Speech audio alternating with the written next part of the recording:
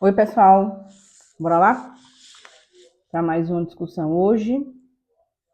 Nós vamos iniciar as discussões sobre teorias educacionais e teorias curriculares. Teorias educacionais e teorias curriculares. Na perspectiva adotada aqui, nós entendemos que são dimensões que não se apartam, né? Ou seja, são dimensões que estão entrelaçadas.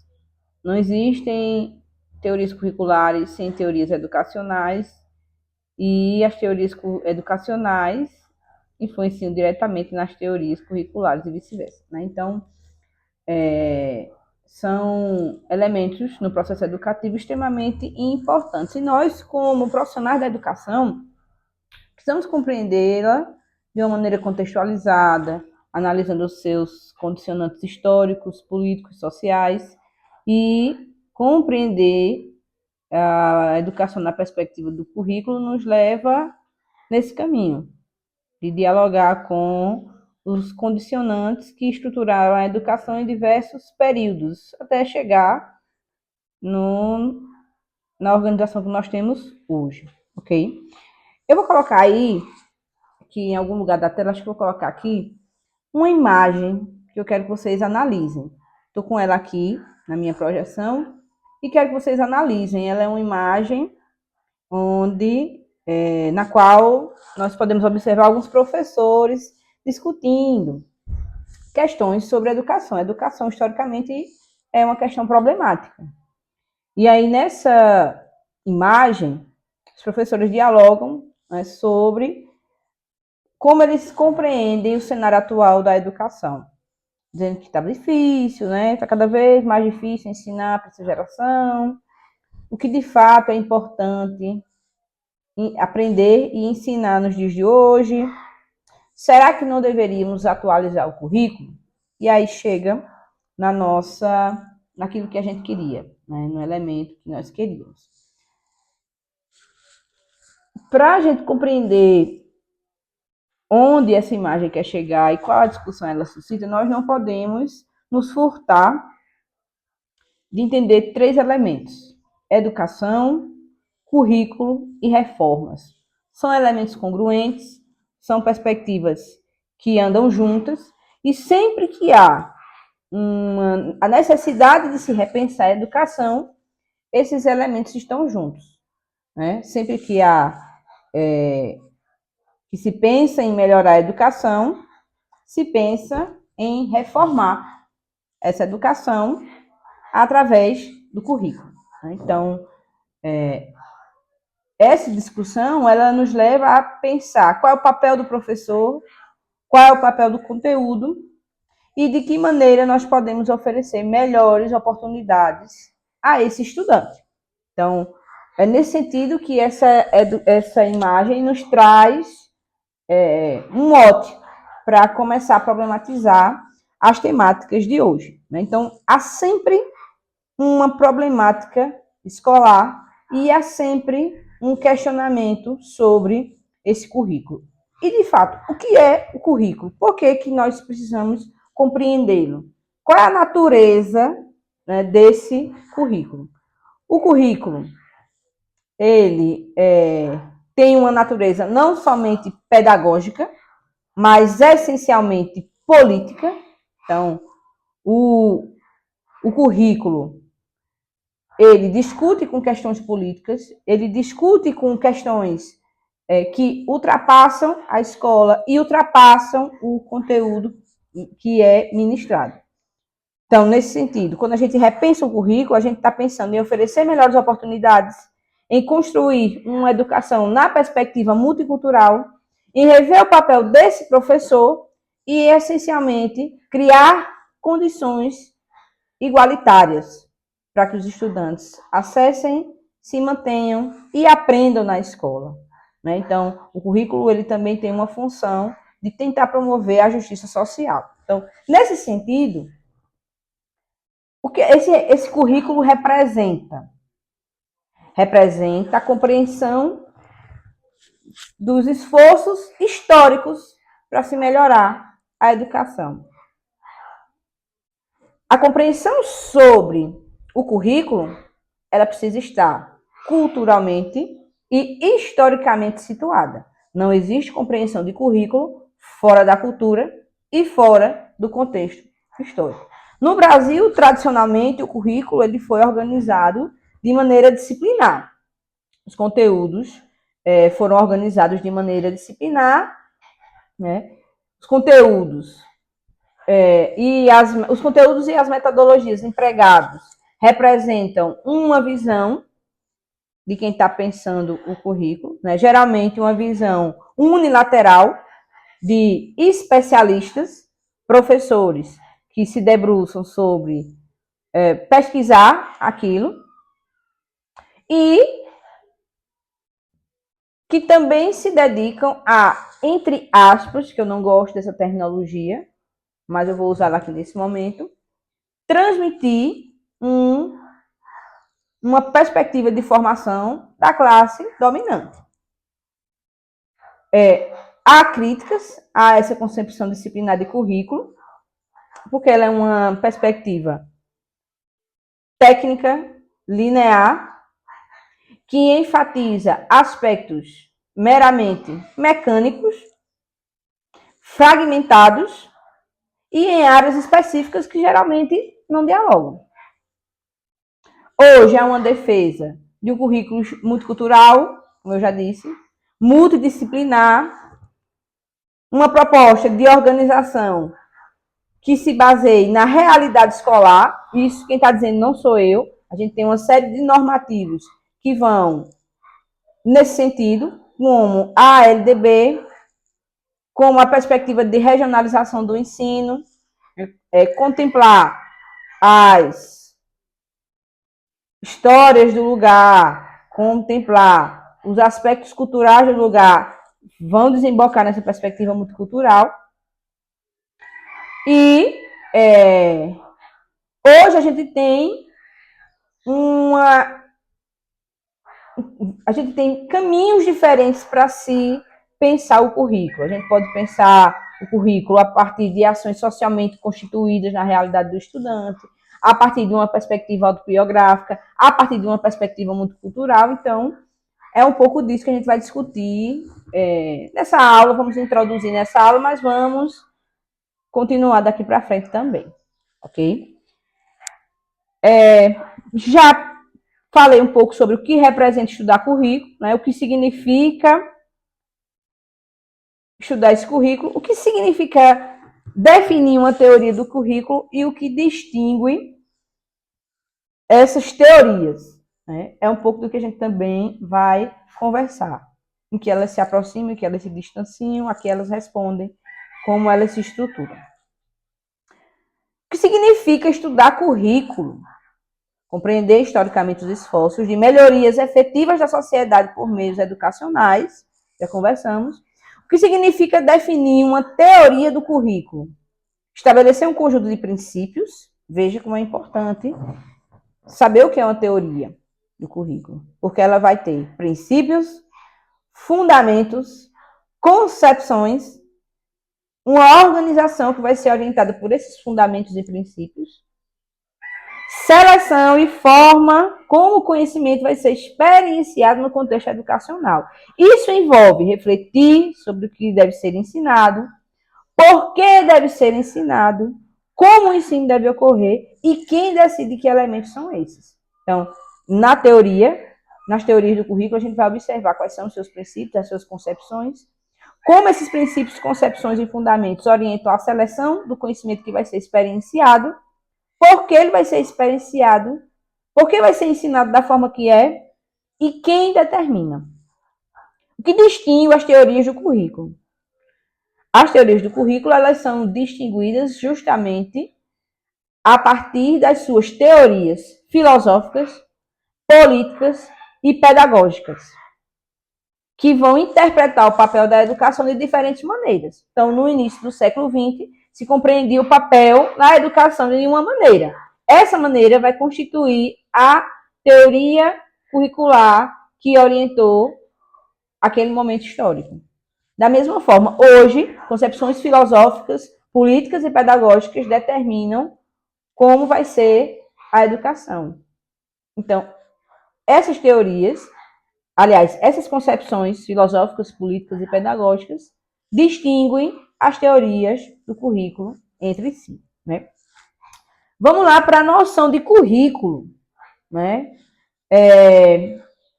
A noção de currículo, especialmente nessa perspectiva histórica, né, nessa trajetória histórica sobre os estudos do currículo, nós estudamos especificamente para compreender os diferentes movimentos históricos que marcaram os estudos e o desenvolvimento do campo do currículo como um campo de trabalho de pesquisa educacional, que é uma condição necessária para compreender a realidade escolar. Então, nós precisamos compreender esses movimentos históricos para compreender um pouco da realidade escolar. E aí nós temos um conjunto de países que largaram na frente nessa discussão. Nas referências que nós adotamos e que já estão disponíveis para vocês, já falei que nós vamos discutir a obra Educação e Democracia, de Demerval Saviani. Uma outra obra que subsidia as discussões sobre currículo é a obra de Tomás Tadeu da Silva, Territórios. Meu Deus. Esqueci. Esqueci o nome da obra, Tomás Tadeu da Silva, mas eu vou deixar aqui a capa, tá certo? Vou deixar o nome para que vocês possam acessar.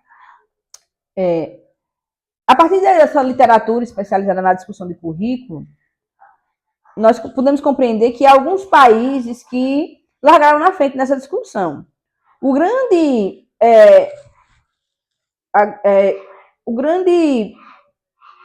precursor dessa discussão foi os Estados Unidos. Os Estados Unidos, ele fez começou a pensar de forma articulada as questões de ensino e nomeou currículo. Mas nós vamos ter Comênios no século XVI, falando a necessidade de estruturação de um ensino. E aí nós vamos ter um conjunto de outros movimentos históricos que também vão nessa linha de dialogar com a organização do ensino. E aí a gente tem França, Alemanha, Portugal e Espanha como países que também tiveram iniciativas de pensar o ensino a partir de uma organização própria. Eles têm coisas em comum, né? São países que promoveram a exploração colonialista. Foram países que, na sua organização política, decidiam que iam atrás de riquezas e invadir outros espaços. E essa consolidação desses espaços invadidos precisava ser por meio de elementos que unissem as pessoas. E aí nós temos alguns elementos que são considerados que têm esse poder de criar uma identidade nacional. A língua, os símbolos culturais, e a educação era um vetor para a construção disso, né? Dentre outros movimentos, se a gente for mais atrás, historicamente, por assim dizer, a gente pode compreender que há outros movimentos históricos que também colaboraram para as novas problematizações sobre educação e organização desse ensino. Então, no século XV, século XVI, com esse movimento expansionista, nós temos também a Igreja Católica ocupando outros espaços nesse movimento expansionista, levando a sua fé católica para esses lugares que foram invadidos. Temos a Igreja contestada, a Igreja Católica que vai ser contestada pela Reforma Protestante. Então, a Igreja precisava de outros espaços para evangelizar, porque os espaços europeus eles já estavam sendo questionados. E a Reforma Protestante também ela leva a um contexto de modificação na perspectiva, inclusive da educação. As pessoas queriam aprender a ler para ler a Bíblia. Então, há essa necessidade. E há também outros movimentos, né? Há um movimento de mudança na estrutura da sociedade do mundo mesmo, que aí a gente vai ter a mudança de vida no contexto das pessoas, nesse movimento da colonização, novos modelos de exploração, novos modelos científicos, a gente vai ter o iluminismo, a gente vai ter a intervenção da imprensa, a invenção, na verdade, a invenção da imprensa, a necessidade de controle social nessas colônias. Então, tudo isso são movimentos históricos que modificam a vida das pessoas. E, então, a escola, o processo educativo, a instrução, na verdade, ela vai ser encarada de uma outra maneira. Ela vai ser encarada para a regulação das pessoas, ela vai ser encarada como um lugar de compartilhamento das línguas europeias, de compartilhamento de culturas, né? Então, há esse movimento, é um movimento que vai acontecer, especialmente nos países que promoveram a colonização. No século XIX, a gente vai ter um movimento de desenvolvimento industrial nos Estados Unidos, final do século XIX e início do século XX, e isso também vai levar a outras discussões sobre a construção dos saberes, né, ou a aquisição dos saberes. Há um conjunto de práticas ou um conjunto de conhecimentos que vão ser desenvolvidos nesse período histórico e que vão desembocar nos questionamentos sobre a educação. Primeiro, é esse movimento de industrialização mesmo, então há um movimento de crescimento econômico e da necessidade de formar pessoas para atuar nesse contexto industrial. E há também desenvolvimento científico naquele momento. Então, não vou chamar de popularização, né? Mas vamos dizer assim, a divulgação maior das teorias de Darwin, com a história da sobrevivência dos mais aptos, um incentivo à eficiência e à racionalização, especialmente pelo desenvolvimento dessa perspectiva industrial, a avaliação do controle de qualidade, a preparação das pessoas para atuar no mercado de trabalho. Então, o final do século XIX e início do século XX foi um período em que houve a ideia de que a escola precisaria formar para o trabalho fabril, né? Então, a noção de currículo que nós temos hoje, ela também é fruto, primeiro, desse insight, dessa ideia de que havia uma preocupação específica de formar para o mercado de trabalho, né? Há um contexto de expansão da industrialização e da urbanização dos Estados Unidos, a formação de uma burocracia estatal que precisava ser atendida, a educação passa a ser compreendida como objeto de estudo científico, então a educação ela passa a ser entendida como ciência, e há a ideia de que as pessoas precisam de educação. Então, há uma ampliação do acesso à educação.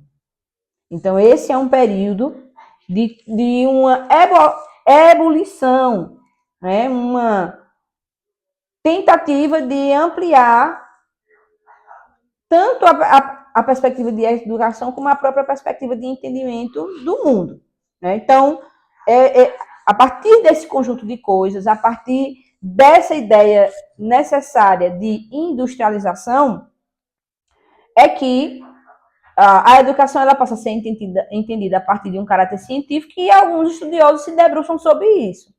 Nessa perspectiva, nós vamos ter dois estudiosos que se destacam na literatura voltada sobre o currículo como pessoas que pensaram a educação, a organização do processo educativo nesse momento, né, nessa transição, final do século XIX, ali início do século XX, meados do século XX.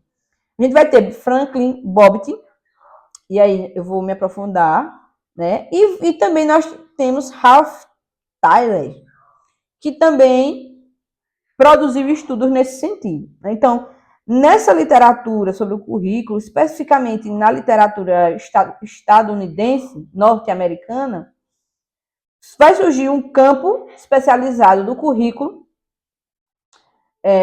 com condições associadas, né? Um processo crescente de necessidade de afirmação e de manutenção de uma identidade nacional, necessidade de estender a educação escolarizada, porque havia um número muito grande de analfabetos, estabelecimento da educação como um objeto específico científico, já falei sobre isso, né? Então, Franklin Bobbitt começou a se questionar e a perguntar: nós precisamos, enquanto mediadores do processo educativo, formar o trabalhador especializado ou formá-lo para uma educação acadêmica? Ensinar as habilidades de ler, escrever, contar, ou ensinar as habilidades para ele atuar profissionalmente? O que deve ser ensinado? Conhecimentos objetivos ou percepções objetivas? Então, veja aí. Havia um conjunto de questionamentos levantados especialmente a partir desse momento histórico, que era um momento de redefinição política, de redefinição econômica, social, e era moldado por visões específicas, né? Bobbitt está aqui apresentando a visão dele. Era uma visão muito específica. Que tipo de trabalhador nós, enquanto educadores, ou enquanto professores, enquanto Estado que vai promover esse processo educativo, deve escolher formar? E ele tinha uma posição muito conservadora sobre isso. Então, ele fez algumas afirmações, ele tem um livro de currículo, e aí ele vai dizer que ele não tem dúvida sobre as respostas a esses questionamentos. Porque ele vai dizer, ora, a escola, se nós estamos vivendo um contexto histórico em que temos uma demanda fabril, industrial, com produção em série, com padronização, por que não transformar a perspectiva educativa também em uma perspectiva fabril? Então, a escola, ela precisa formar como a fábrica forma. Ela precisa ter eficiência, ela precisa demonstrar resultados, ela precisa ter planejamento, ela precisa mensurar a sua eficiência, ela precisa elaborar testes. Então, essa educação, ela vai ter uma preocupação: formar o indivíduo para executar tarefas bem diante da sua vida ocupacional, né? Então, é esse o fundamento da escola pensada por Franklin Bobbitt e Ralph Tyler. Estabelecimento de padrões rígidos, né? Estabelecer precisamente a que resultados nós queremos chegar. A escola também estava associada aos princípios do Taylorismo, que são os princípios de efetividade e eficiência da administração. O currículo vai se resumir a uma questão técnica e precisa ter padrões rígidos, precisa ser padronizado, né? Eu vou colocar aqui, deixa eu ver aqui, colocar aqui, vou mais para cá para não ficar na frente de vocês, colocar aqui, certo? Um exemplo que Bobbitt traz. Ele fala o seguinte, ó, na 8ª série, algumas crianças realizavam adições em um ritmo de 35 combinações por minuto. Então, havia um grupo de estudantes que fazia 35 combinações por minuto. E havia um outro grupo que fazia 105 combinações por minuto. Então, a escola caberia perceber e pensar como estabelecer um padrão de aprendizagem. Ou seja, nós não podemos ter estudantes que aprendem muito e estudantes que aprendem pouco. eles precisavam aprender de maneira igual. Então, nesse sentido, se eles aprendessem de maneira igual, uma média de combinações que eles fariam seria de 65 combinações por minuto, que é uma perspectiva de padronização. Veja, a gente precisa pensar o seguinte: havia essa padronização, né, sem pensar na individualização do ensino, sem pensar nas especificidades. Por quê? Porque isso é uma perspectiva de hoje, isso é uma perspectiva atual. Nesse momento, não havia, né? Não havia. Havia a necessidade de formar como uma fábrica. E aí há, inclusive, a quantidade de combinações que os meninos tinham que aprender, né? Já a perspectiva de Ralph Tyler também segue uma linha de ensino padronizado, né, o currículo como uma questão técnica, mas ele vai ter algumas diferenças. A partir da leitura, especificamente da obra de Tomás Tadeu da Silva, no primeiro capítulo, que são as teorias tradicionais não críticas, eu agora não estou bem lembrado. Mas lá ele vai dizer que a abordagem de Ralph tem uma abordagem mais flexível, pensando numa perspectiva de educação que precisa fazer sentido para o ensino, para o estudante. Valorizar a formação do pensamento crítico, a adaptação do currículo às necessidades dos estudantes, o currículo como um elemento de ensino-aprendizagem com objetivos claros, flexível e adaptável. Mas, assim, eu tenho uma grande preocupação com o entendimento que a gente faz dessa ideia de pensamento crítico, objeto flexível, porque, veja, o que é o pensamento crítico para o início do século XX? É contestação das estruturas sociais, como a gente tem hoje, né? É o conhecimento sobre problemáticas do meu lugar, eu ser um estudante que questiona? Eu penso que não. Então, a minha leitura é que não há uma grande diferença.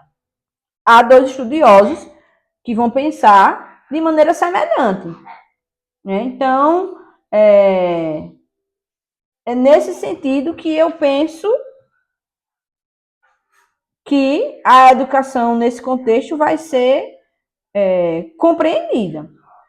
E aí a gente nós teremos autores que vão chamar essa perspectiva do final do século XIX até meados do século XX, de tradicional, não críticas, diferentes nomenclaturas, para dizer que é uma escola muito engessada, né? A verdade é essa.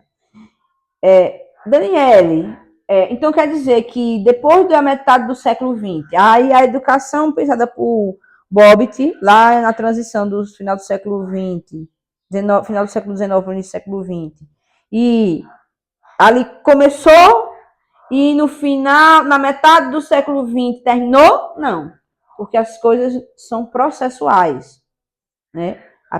As perspectivas em educação, elas são processuais, né? E essa perspectiva de educação, ela começou a ser questionada, né? Os estudos sobre educação, eles foram avançando e outras preocupações foram surgindo, especificamente sobre a questão da autonomia do estudante. Então, eu estou formando um estudante para atender a uma demanda econômica, que era as demandas das fábricas, é uma demanda econômica, para atuar em um contexto específico. Mas que tipo de sujeito para a sociedade eu estou formando? Que tipo de autonomia eu estou criando com esse sujeito? Será que o interesse dos estudantes está sendo levado em consideração? Nesse sentido, se construíram outras perspectivas.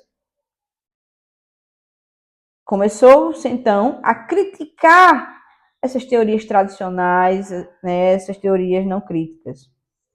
Porque a escola, ela não estava cumprindo o seu papel de equalizar, de promover o ensino para tirar as pessoas da marginalidade. Então, ele não estava promovendo isso. Não estava promovendo isso. Então, havia uma preocupação em trazer as pessoas para a escola, para essa formação. E essa crítica à perspectiva tradicional, eu não vou chamar nem de grande crítica, porque não havia, mais uma vez, a ideia de transformação da sociedade. Pronto, nós estamos falando de teorias tradicionais ou teorias não críticas, justamente porque elas não vão pensar essa transformação da sociedade. Então, nós falamos sobre as teorias tradicionais e agora nós vamos falar sobre uma outra perspectiva, que não é teoria tradicional, mas é uma teoria que não inova necessariamente, que não transforma, na verdade. Então, a escola ela não estava cumprindo seu papel de equalização, as pessoas estavam marginalizadas e, essencialmente, haviam grupos específicos que eram rejeitados na escola. E esse levantamento sobre não vou chamar de inclusão, né, mas de trazer os estudantes para a formação escolar, ela vai ser levantada justamente por estudiosos que questionam a inserção de pessoas com deficiência na escola, que na época não eram chamados de deficientes, eram chamados de anormais. Então, eram pessoas anormais. Então, havia uma preocupação de trazer os anormais para a escola. Então, se forja, se constrói uma abordagem que compreende o indivíduo como único. Então, esse ensino fabril, ele vai tratar os estudantes como tábuas rasas, como baldes. Vamos lá, na perspectiva de Paulo Freire, como baldes, que a gente vai e deposita coisas naquele balde, ou na educação bancária, né, que você deposita coisas naquele sujeito de forma igualitária e todos vão aprender da mesma forma. Nessa perspectiva, não. Que é a perspectiva da escola nova. É uma perspectiva forjada também nos Estados Unidos, com um grande ícone chamado John Dewey.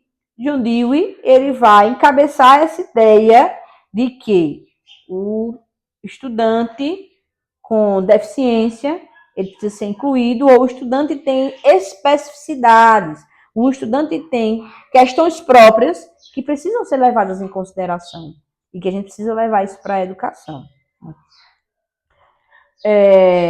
O eixo da formação, ele se desloca do professor como centro, o professor é o centro, ele é o detentor do saber, ele está ali mediando um conhecimento ocupacional e o estudante vai aprender. Não, aqui o eixo da questão pedagógica não é mais o professor, nem é o conteúdo, mas é o aluno. As suas necessidades, as suas vontades, o que ele quer aprender, o que faz sentido para ele. Mas aí, vamos pensar o seguinte,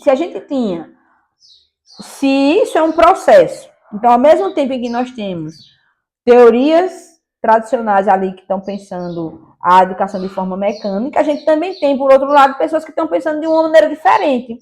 Então, a educação, as escolas, elas não estavam preparadas para essa mudança. Então, o professor ia ser entendido como estimulador da aprendizagem, que iria acontecer a partir das vontades dos aprendizes. A iniciativa seria dos estudantes, né?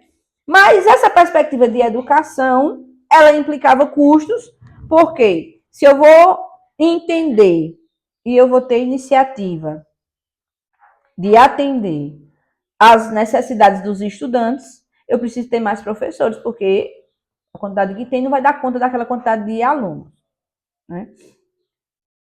Então, isso implicava custos. Por isso que foi difícil implementar essa perspectiva. Aconteceram algumas experiências na metade do século XX, na América Latina.